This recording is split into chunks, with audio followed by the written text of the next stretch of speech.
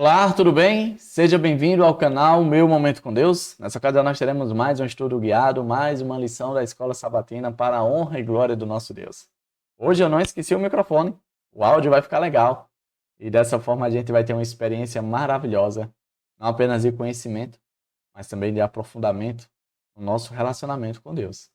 Se você está procurando estreitar mais o seu relacionamento com Deus, você chegou ao lugar certo, porque será por meio do estudo da palavra e nós vamos ouvir Deus falar ao nosso coração. Vamos ser instruídos, vamos ser direcionados, vamos ser amados por esse Deus. E isso é maravilhoso. Então convido você a, junto comigo, desde já, termos essa experiência. Antes de nós conhecermos o tema do estudo de hoje, de quinta-feira, né? Eu quero convidar você a orar comigo. Mas também aproveito a ocasião para pedir para você se inscrever. Quem sabe você ainda não seja inscrito, já tem visitado a gente, mas ainda não se inscreveu. Ou quem sabe você está chegando pela primeira vez, né? Se inscreve, me dá essa chance, essa oportunidade de ser uma boa influência na sua vida, de te ajudar, assim como você tem me ajudado, a buscar mais e mais a Deus. Eu tenho certeza que isso é uma necessidade vital para a nossa existência, como também para a nossa eternidade. E se eu puder te auxiliar, te ajudar, te incentivar, eu vou ficar muito feliz de poder fazer isso por você. Tá bom? Deixa o gostei, comenta, compartilha.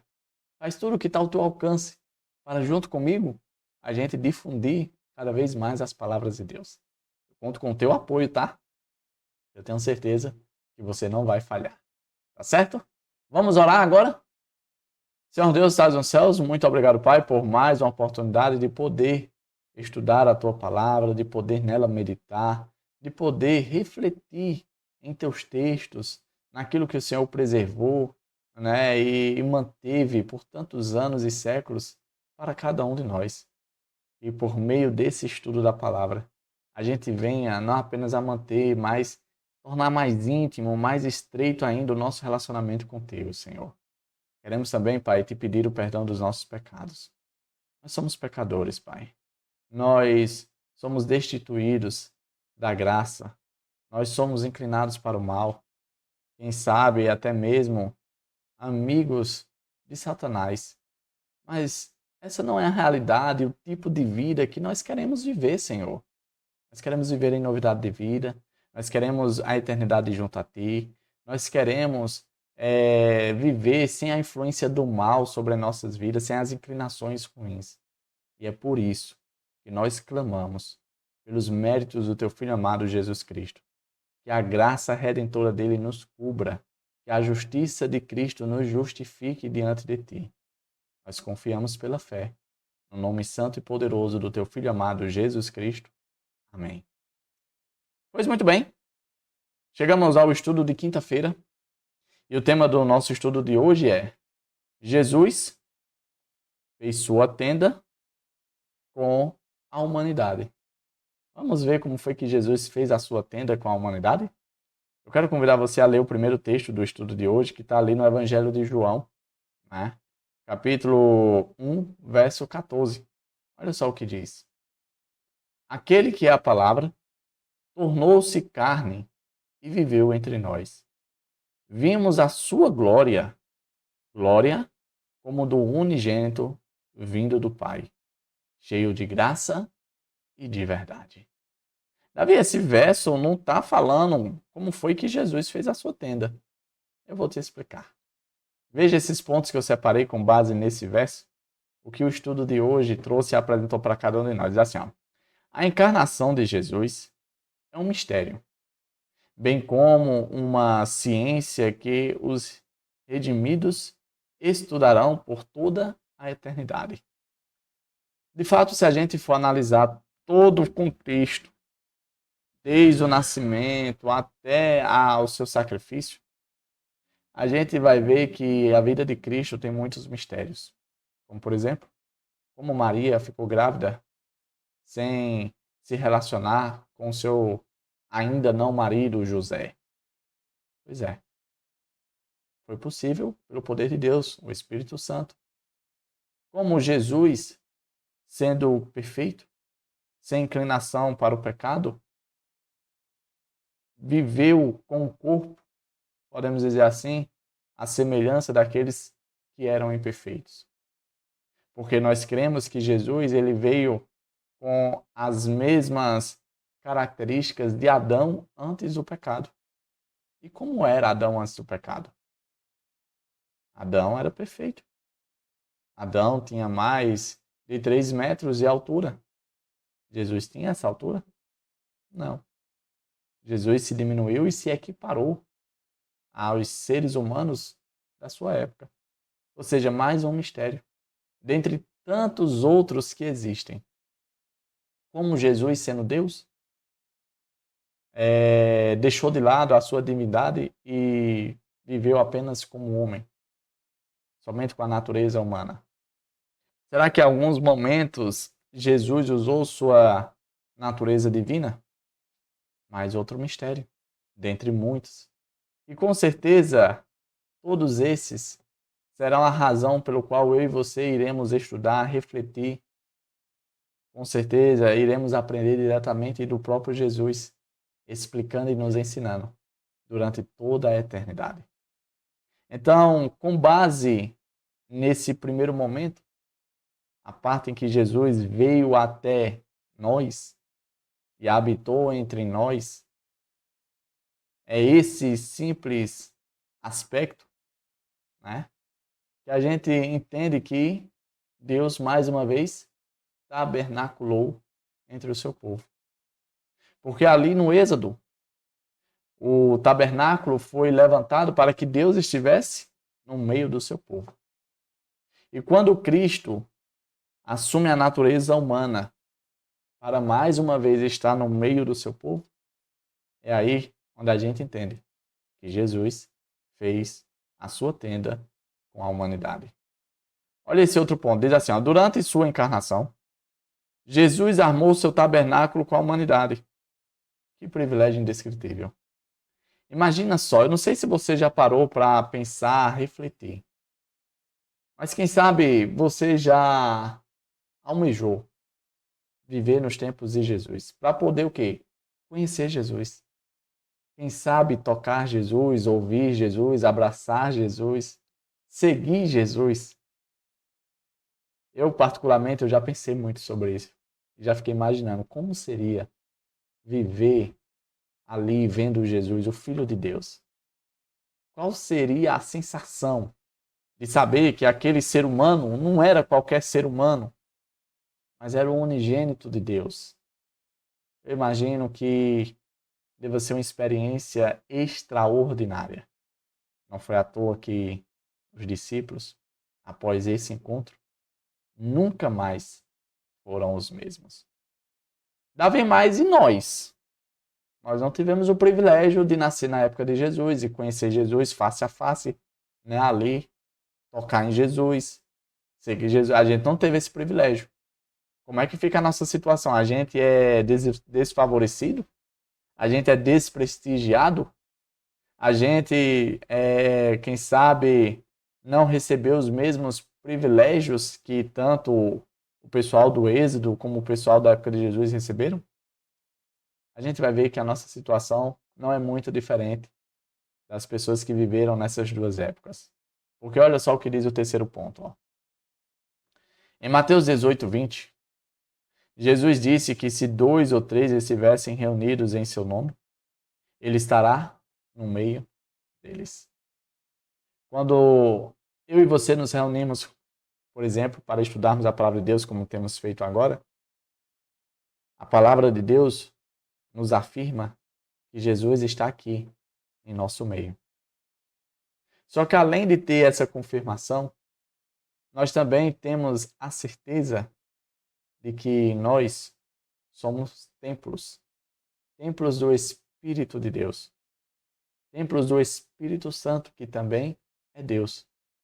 Em outras palavras, embora a gente não veja a Deus face a face, como foi possível ali no ministério de Cristo, nós temos a convicção e a certeza de que Deus está em cada um de nós, habitando dentro de cada um de nós por meio do seu Espírito Santo. Então, que a gente possa internalizar essa verdade e se alegrar de igual modo, porque Deus continua habitando entre o seu povo. Ele manifestou essa atitude ali no Êxodo, ele manifestou a sua atitude mais uma vez ali com Cristo, e ele continua manifestando dentro de cada um de nós, por meio do seu Santo Espírito. E isso é lindo, isso é maravilhoso. Isso deve ser algo que deve despertar em nós, de fato, a alegria do tipo, Deus está com o seu povo. Deus está em mim. E isso deve ser o suficiente para que eu e você não apenas vivamos uma experiência extraordinária com Deus, mas também que a gente possa também ter a devida força do céu para fazer boas escolhas. Afinal de contas, não estamos sozinhos. Olha só esse outro contexto que foi apresentado aqui no estudo, agora lá em Apocalipse, capítulo 21, verso do 1 ao 3. Diz assim, ó. Então vi novos céus e nova terra, pois o primeiro céu e a primeira terra tinham passado, e o mar já não existia. Vi a cidade santa, a nova Jerusalém, que descia dos céus, da parte de Deus, preparada como uma noiva adornada para o seu marido.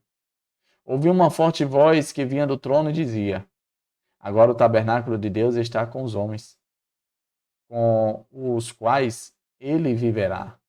Eles serão os seus povos, o próprio Deus estará com eles e será o seu Deus.